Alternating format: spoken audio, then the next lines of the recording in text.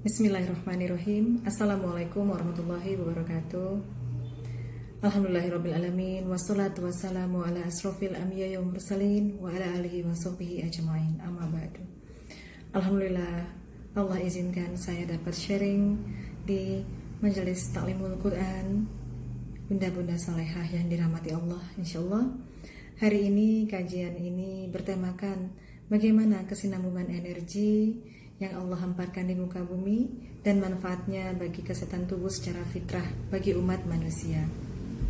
Pagi ini saya ingin mengajak bunda-bunda semuanya, jikalau kita sedang duduk tafakur pagi ini, seraya mengerjakan ibadah sholat duha, memandang ke matahari, Masya Allah, cahaya matahari tersebut terhampar sampai ke muka bumi. Namun tahukah kita bahwa energi cahaya matahari itu ditangkap seberkas cahayanya oleh dedaunan di muka bumi? Di sanalah terjadi proses fotosintesis di mana dedaunan memasak makanannya dan hasil dari memasak makanannya mengeluarkan oksigen yang dihirup oleh umat manusia di muka bumi. Sehingga kalau kita bernafas, kita mengedepankan akal dan iman, betapa bersyukurnya kita. Bersyukurnya kita Allah masih sempatkan tumbuh-tumbuhan ini untuk terus berlangsung di muka bumi, karena dengan wasilah perantara sinar matahari yang dimanfaatkan oleh tumbuh-tumbuhan dapat menghasilkan oksigen. Jikalau Bunda pernah mendengar suatu kalimat yang mengatakan bahwa Indonesia memiliki paru-paru dunia, yaitu Kalimantan, benar adanya bahwa hutan-hutan lindung tersebut dengan rimbunnya dedaunan menghasilkan oksigen yang berlimpah sehingga manusia di negeri ini masih dapat bernafas. Untuk perkara nafas, bayangkan untuk perkara makanan, tumbuh-tumbuhan sebagai sumber makanan pokok dari hewan-hewan ternak. Jadi sapi, kambing, ayam, semuanya makan tumbuh-tumbuhan yang tumbuh dari tanah yang disinari matahari langsung. Inilah fitrahnya, rantai makanan yang Allah hamparkan dengan perantaraan energi matahari yang bersinar ditangkap oleh tumbuh-tumbuhan, kemudian energi dari tumbuh-tumbuhan dimakan oleh hewan ternak dan hewan ternak dimakan oleh manusia. Namun ada kalanya manusia alfa dari memandang alam, mentafakuri alam, apa yang Allah hamparkan. Manusia lebih banyak makan makanan yang diolah, sehingga energi yang bersumber dari sumber energi di muka bumi itu matahari tidak dapat masuk ke dalam tubuh seorang manusia. Sehingga terjadi penurunan sumber energi dalam setiap sel tubuh kita. Terjadilah kegagalan sel untuk tumbuh dan berkembang, dan dikenallah penyakit degeneratif. Demikian juga air hujan. Air hujan Allah turunkan dari langit. Sesungguhnya air semuanya bersumber dari langit. Allah simpan dalam tanah dan dihisap oleh akar-akar tanaman. Bayangkan, sebuah pohon kelapa yang dahsyat bisa mengandung air dalam buahnya, padahal jarak antara tanah sampai buahnya bisa puluhan meter tingginya. Dan manusia pun jarang untuk menikmati bagaimana sumber-sumber alam ini secara orisinil. Semuanya diolah menjadi makanan-makanan yang diolah sedemikian rupa, ditambahkan makanan-makanan yang penuh dengan pengawet, pelembut, pewarna, sampai dikasih penambah rasa, bahkan makanan-makanan menambah sintetis agar dapat bertahan lama. Inilah ketidakfitrahan yang terjadi di muka bumi karena ketidakberlangsungan sustainable energy dari rantai-rantai makanan yang fitrah di muka bumi. Baik, dari mana kita memulainya? Jikalau kita saat ini sedang mengkonsumsi buah-buahan, simpan sebagian bijinya Bunda, tanamlah ia. Karena dengan menanam sebuah biji, kita akan memberlangsungkan kesinambungan energi untuk anak cucu keturunan kita kelak. Jangan sampai kita malah bangga menggunakan produk-produk yang tidak berbiji. Karena jika demikian, bagaimana mungkin kita dapat membuat terjadi kesinambungan energi sampai dengan generasi berikutnya? Manusia diciptakan Allah sebagai khalifah di muka bumi. Dari etimologi kalimat khalifah bukan hanya sebagai pemimpin, tapi sebagai pewaris. Sudahkah kita siap mewarisi hal-hal baik di muka bumi untuk anak cucu kita? Apakah kita hanya sebagai seorang yang konsumtif saja? Kajian kali ini adalah bagaimana saya ingin sharing bagaimana hal-hal yang ada di sekeliling kita menjadi tempat kita untuk tafakur diri, tadabbur alam, untuk semakin mengokohkan iman dan ketauhidan kita. Karena kita banyak jatuh sakit karena kita jarang berpikir dengan akal dan iman, sehingga kita mudah sekali dipengaruhi oleh hal-hal yang sifatnya sesuatu yang instan. Kalaupun ada makanan instan, fabrikan, kemasan, kalaupun ingin dikonsumsi, pertimbangkan baik-baik apa manfaatnya untuk tubuh kita. Saat ini, selain pola makan, juga pola aktivitas. Bagaimana sinar matahari ditangkap oleh seberkas bintik di bola mata kita. Di sanalah ada suprachiasma nuclei. Ketika cahaya itu ditangkap akan mengaktifkan 3 sistem hormon, sistem syaraf dan sistem daya tahan tubuh. Di tengah pandemi sekarang, ada baiknya kita melakukan penjemuran diri untuk menangkap seberkas cahaya matahari agar sistem syaraf, sistem kekebalan tubuh dan sistem hormon tubuh kita diaktifkan dengan optimal. Jangan ada lagi setelah subuh, saat duha, terlewatkan begitu saja. Karena kita akan menyia-nyiakan manfaat dari keberlangsungan energi yang tidak sampai kepada tubuh kita. Saya sebagai seorang dokter praktisi kesehatan ingin membuat penguatan kepada pasien-pasien saya, sahabat-sahabat saya, bahwa sehat itu sangat mudah, dimulai dari kesadaran diri sendiri. Saya hanya bisa menjadi fasilitator, membuat edukasi kepada masyarakat, kepada umat, namun yang melakukan implementasi adalah tubuh yang punya sendiri. Untuk itulah kajian-kajian yang bersifat untuk mencerahkan atau mengubah mindset ke arah kefitrahan perlu dilakukan. Selain itu, Allah menciptakan tubuh kita dihuni oleh banyak bakteri-bakteri baik. Jadi kalau kita terlahir dari seorang ibu kita sudah dibekali hampir 10 kali lipat bakteri baik dalam tubuh kita sebagai garda terdepan penjaga sistem kekebalan tubuh. Sehingga dalam Islam dikenal tahnik, dikenal ASI. Sampai dalam Al-Quran Allah memfirmankan bahwa seorang ibu menyusukan anaknya sampai 2 tahun. Ternyata dengan melalui ASI, selain memberikan makanan yang bergizi tinggi, kita mentransfer bakteri-bakteri dari dari tubuh seorang ibu kepada bayinya. Dan itu menambah kekonsentrasian dari bakteri-bakteri baik sebagai sistem daya tahan tubuh, garda terdepan dari setiap insan. Kalau saat ini fenomena menyusui sudah berkurang, ini terjadi karena apa? Kurangnya semangat, kurangnya azam bahwa melalui ASI, bahwa ASI lah yang mengandung nutrisi terbaik, yang mengandung karbohidrat terbaik, yang mengandung protein terbaik, asam amino terbaik, dan lemak terbaik. Allah yang membuat itu secara sunnatullah. Sementara susu formula yang membuat adalah fabrikan, yang membuat adalah industrialisasi. Kalau kita bandingkan secara akal kita, mana yang lebih sempurna? Pasti ciptaan Allah jauh lebih sempurna. Jadi marilah kita membuat tubuh kita seimbang dan harmoni.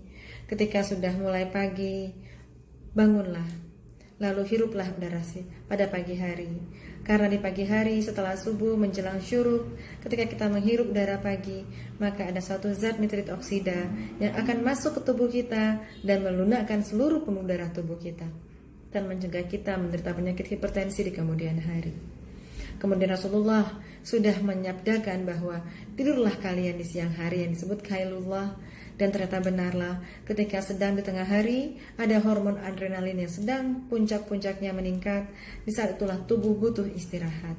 Masya Allah, sangat sempurna uswatun hasanah kita kalaulah kita sebagai manusia yang beriman dan berakal mampu tafakur diri dan mampu mengimani apa yang menjadi sunnah yang sudah menjadi tauladan terbaik untuk umat manusia.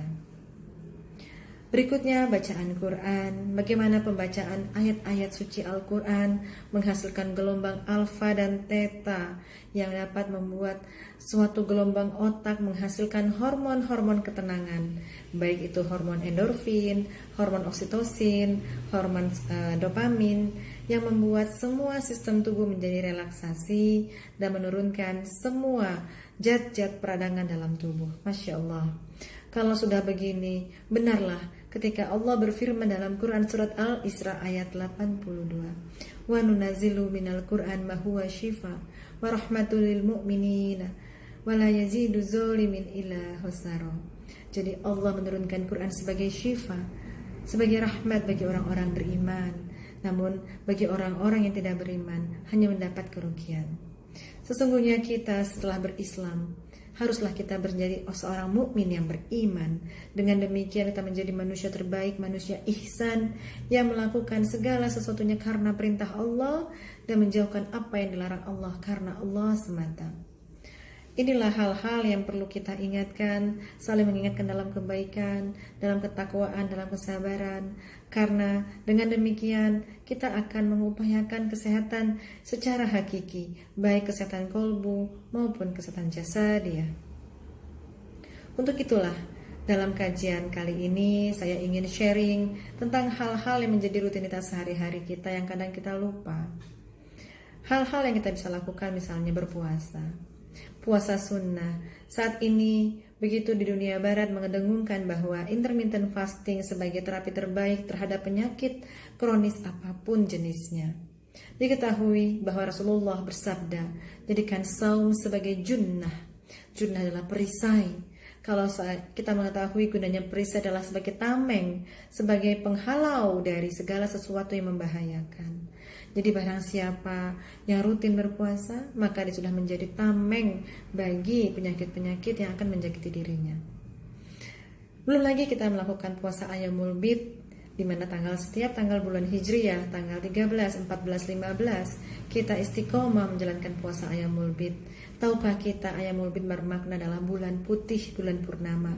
Di saat bulan purnama terjadi gaya gravitasi yang sangat berat, yang sangat besar, sehingga semua menjadi jatuh ke bumi, dan semua yang ada di tubuh kita yang bersifat racun tidak fitrah akan mudah dikeluarkan ke dalam bumi. Inilah yang kemudian kita lanjutkan dengan kita mendetoksifikasinya dengan anjuran Rasulullah, penyembuhan ada 3, lakukan hijama, minum madu dan kai. Namun aku melarang umatku melakukan kai. Nah, di sini kita lakukan hijama di tanggal-tanggal sunnah, yaitu tanggal 17 atau 19 atau 21. Dengan didahului puasa Ayyamul Bid, kemudian dilakukanlah hijama atau berbekam, insya Allah proses pengeluaran dari zat-zat tidak vital di tubuh kita berjalan secara sempurna. Masya Allah, la quwata illa billah. Kalau kita sudah begini, nikmat mana lagi yang tidak didustakan? Begitu sempurnanya Al-Quran, begitu sempurnanya uswatun hasanah kita Rasulullah SAW. Kenapa kita harus menyelisih dengan ilmu-ilmu yang berasal dari olah pikir manusia yang penuh keterbatasan? Bukalah Quran, bacalah Quran, telusurilah huruf-hurufnya, kata-kata firman dari Allah yang selain mengandung arti juga berdampak bagi kesehatan tubuh kita.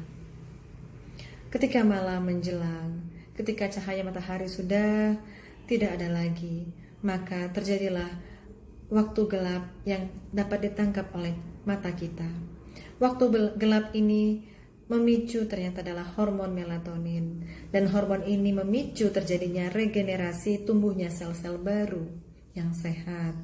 Sehingga benarlah sabda Rasulullah ketika tidur setelah Isya, matikanlah lampu, padamkanlah lampu. Disinilah makna bagaimana lampu berkontribusi terhadap keluarnya hormon-hormon pertumbuhan. Jadi untuk itu bunda-bunda soleha ketika malam hari nanti padamkan lampu saat tidur. Dan puncak-puncak hormon pertumbuhan dan hormon perbaikan sel ini adalah pukul 12 sampai pukul 3 dini hari. Di sanalah manusia diharapkan dapat tidur nyenyak. Jadi manusia-manusia yang masih bergadang, melakukan perbuatan sia-sia di luar rumah pada tengah malam dan dini hari, sungguhlah ia sangat merugi dan sel-sel tubuhnya mengalami penuaan secara dini. Puncaknya setelah pukul 3 dini hari, bangunlah, di mana Allah juga Rasulullah bersabda bahwa tegakkanlah qiyamul lail, salat tahajud di sepertiga terakhir malam, karena di sanalah Allah akan turun di langit dunia untuk mengabulkan apa-apa yang menjadi permohonan dari doa setiap hamba-hamba yang bertakwa. Jadi di sini ketika hormon melatonin itu sudah turun, kita diharapkan dapat bangun. Disinilah kita sudah mulai mengaktifkan hormon-hormon untuk mengaktifasi kelenjar-kelenjar termasuk adrenal, agar tubuh pada waktu matahari telah bersinar siap melakukan aktivitas.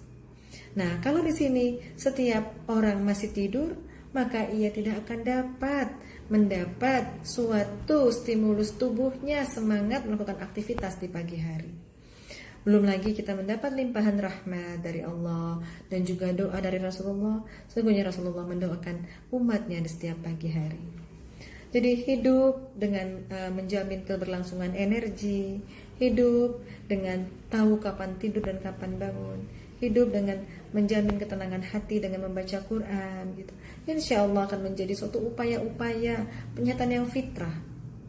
Jadi jangan lagi kalau kita sekarang takut kena sinar matahari, berjemurlah.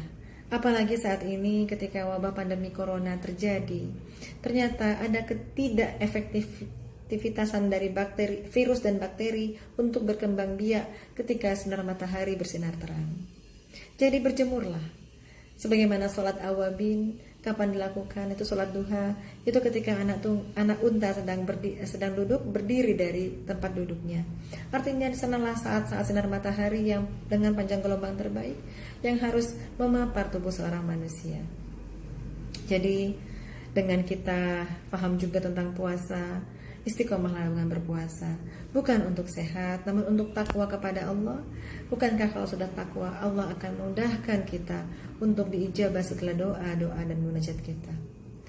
Di sini saya sebagai dokter bukan ingin membuat bunda-bunda semuanya untuk menjadi sehat, tapi ingin membuat bunda-bunda semuanya semakin jatuh cinta kepada Allah.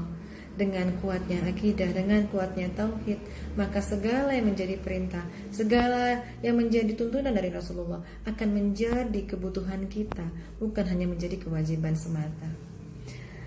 Ya Allah, ya Rabb, mudahkan bagi kami untuk dapat mentadaburi ciptaan alam-Mu ya Allah, dan juga dapat mentafakuri diri sendiri. Karena dengan begini dalam Quran surat Al-Fusilat ayat 53, maka kita akan mengetahui bahwa Al-Quran itu benar, dan kita tidak akan lagi menyanggah kebenaran daripada Al-Quran itu sendiri. Bunda-bunda semuanya, jangan lupakan juga pola makan yang thayyib ya. Jadi yang halal itu Al-Baqarah 168, Allah berfirman, makanlah yang halal lagi baik yang berasal dari bumi. Utamakan makanan-makanan seperti ini di rumah tangga setiap keluarga muslim. Ketahanan sebuah negeri adalah dimulai dari pilar-pilar ketahanan keluarga-keluarga muslim di negeri ini juga. Dan ketahanan keluarga-keluarga muslim ini adalah kokoh jika guru-guru dalam setiap rumah itu juga kokoh. Gurunya adalah madrasatul ula, adalah ibu. Kita sebagai wanita, sebagai ibu adalah guru bagi pemula dari anak-anak kita. Jadi kalau kita sudah faham dengan ilmu-ilmu syar'i, ilmu-ilmu kesehatan yang berlandaskan dari sumber Quran dan Sunnah, insya Allah kita mampu menjaga diri sendiri, mampu menyiapkan rumah tangga kita, mampu menyiapkan dapur untuk suami kita, anak-anak kita, makanan-makanan terbaik yang halal, thayyib dan berasal dari bumi untuk keberlangsungan energi sel tubuh. Kelak ketika Allah sudah menunjukkan kuasanya, ketika matahari tidak bersinar, sebagaimana Rasulullah tidak akan bersabda, tidak akan terjadi kiamat sampai matahari terbit dari arah terbenamnya. Selagi matahari masih bersinar, manfaatkanlah dua nikmat yang selalu dilalaikan manusia, yaitu kesehatan dan waktu luang. Jangan sampai kita terlambat sampai nanti matahari terbit dari sebelah barat, karena saat itulah sudah tidak ada lagi kesinambungan kehidupan di muka bumi. Jadi di sini kita sangatlah bagi manusia sangat merugi dalam Quran surat Al-Asr. Jadi wal asri, demi masa, innal insana lafil khusr, sesungguhnya manusia dalam kerugian kecuali orang-orang yang selalu mengerjakan amal kebajikan dan mengingati kebaikan dan kesabaran. Salah satu wasilahnya adalah memberikan kajian-kajian online walaupun keterbatasan secara physical distancing, namun tidak menutup kemungkinan kita untuk berbagi ilmu-ilmu yang semakin mengingatkan ketaatan dan juga kesabaran, insya Allah. Jadi Bunda, jika saat ini sedang konsumsi makanan yang berbiji, misalnya buah pepaya, simpan sebagian bijinya, tanamlah di pekarangan rumah. Untuk telah kita melangsungkan keberlangsungan energi yang Allah hamparkan dari sinar matahari dan ditangkap oleh tumbuh-tumbuhan. Insya Allah Bunda, kita sebagai manusia yang berakal, ulul albab, adalah manusia yang selalu menautkan apa yang Allah ciptakan di muka bumi, baik ketika sedang duduk, berdiri, dan berbaring. Dengan begini kita akan menjadi manusia yang berakal, di mana manusia dilebihkan daripada makhluk ciptaan Allah adalah akalnya yang lebih sempurna. Wabillahi taufiq wal hidayah. Assalamualaikum warahmatullahi wabarakatuh.